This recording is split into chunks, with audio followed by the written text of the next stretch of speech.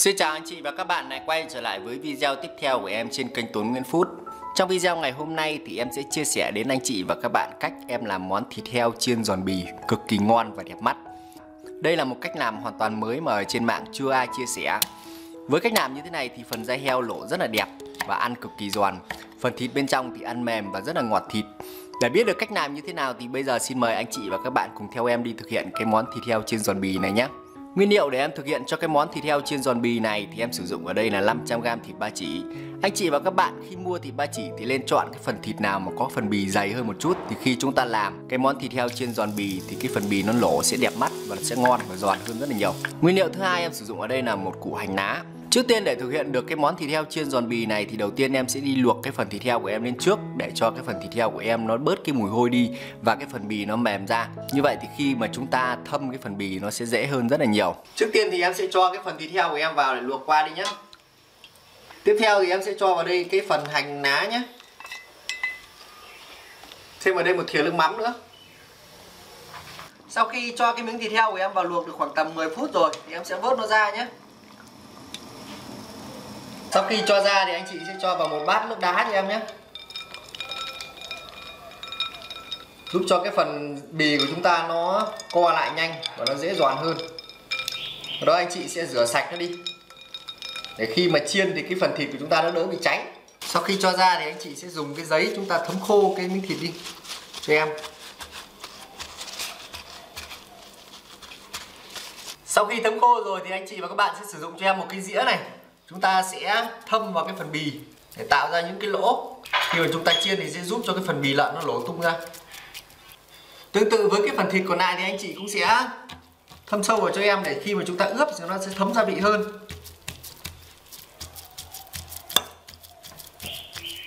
Bây giờ thì em sẽ làm sang đến cái phần nguyên liệu để ướp nhé. Em sẽ cho vào đây 1/3 thìa cà phê bột ớt, 1/3 thìa cà phê đường, 1/3 thìa cà phê bột ngọt nhé, 1/3 thìa cà phê hạt tiêu, 1/3 thìa cà phê ngũ vị hương nhé, 1/2 thìa cà phê muối. Đó, anh chị và các bạn đảo đều cái hỗn hợp nguyên liệu lên cho em nhé.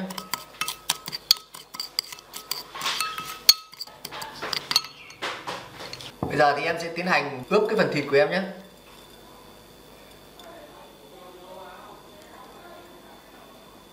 Sau đó anh chị sẽ dùng tay chúng ta chà sát phần nguyên liệu lên cái miếng thịt nhé.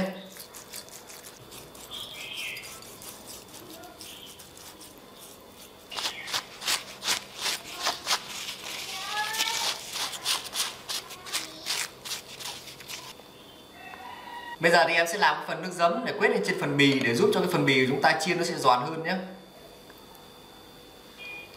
Em sẽ cho vào đây 2 thìa canh nước giấm ăn nhé, thêm 1/2 thìa muối nữa. Sau đó anh chị và các bạn sẽ ngoáy đều lên cho em nhé, để cho cái phần muối nó tan vào cái phần giấm. Sau đó chúng ta sẽ dùng cái phần nước giấm này chúng ta phết lên trên cái phần bì.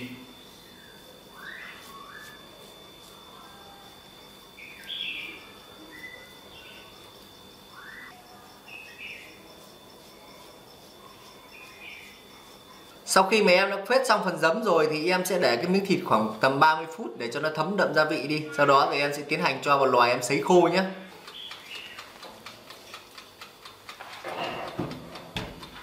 Chúng ta sẽ sấy khô cái miếng thịt ở nhiệt độ 80 độ C trong vòng 2 tiếng để cho cái miếng thịt của chúng ta khô đi nhé.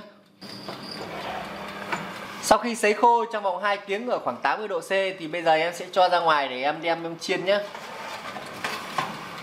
Ở đây thì em đã chuẩn bị sẵn một cái chảo dầu rồi. Bây giờ thì em sẽ cho miếng thịt heo của em vào em chiên nhé.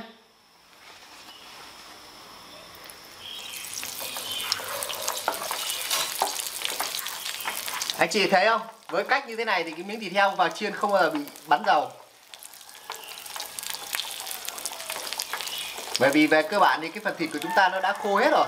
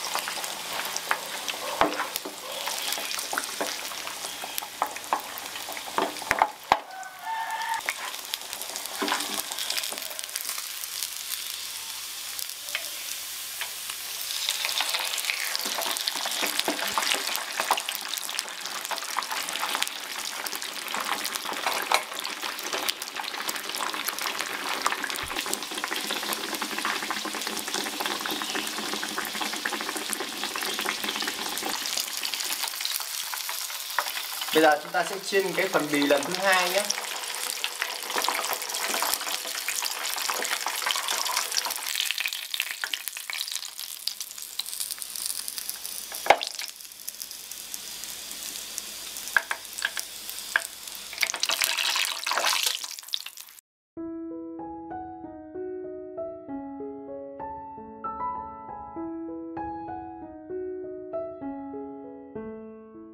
Như vậy là em vừa hoàn thành xong cái món thịt heo chiên giòn rồi. Anh chị và các bạn thấy không? Cái phần bì lỗ rất là đẹp. Đẹp cực kỳ luôn đấy. Bây giờ thì em sẽ cắt thử ra xem sao nhé.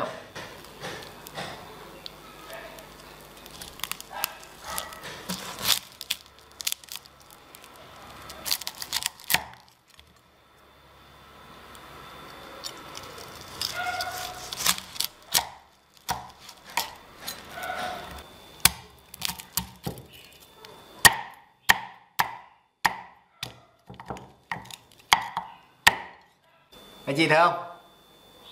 Rất là ngon. Em sẽ thử một miếng thịt heo xem sao nhé.